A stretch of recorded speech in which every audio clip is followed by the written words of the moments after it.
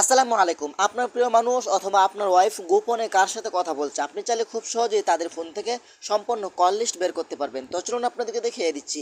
এই কাজটি করার জন্য ফার্স্ট অফ অল আপনি চলে যাবেন আপনার ওয়াইফ অথবা আপনার প্রিয় মানুষের ফোনের প্লে স্টোর। ওকে, প্লে স্টোরে আসার পরে কিন্তু এখানে আপনি চার্জ বক্স পাবেন। এখানে আপনাকে যেটা লিখতে হবে, এইখানে আপনি টাইপ করে লিখবেন E2PDF। ওকে, E2PDF লিখে আপনি চার্জ করে দিবেন। তারপর আপনার সামনে এই অ্যাপসটা আসবে, এটা আপনার ডাউনলোড করে নেবেন। তারপর এখান থেকে ওপেন করার পরে কিন্তু আপনার সামনে যা যা পারমিশন অ্যালাউ চাইবে সকল ধরনের পারমিশন অ্যালাউগুলো আপনারা দিয়ে দিবেন। তারপর আপনি কী করবেন, এখান থেকে নিচ থেকে ক্লিক টু কন্টিনিউ এখানে আপনি ক্লিক করবেন।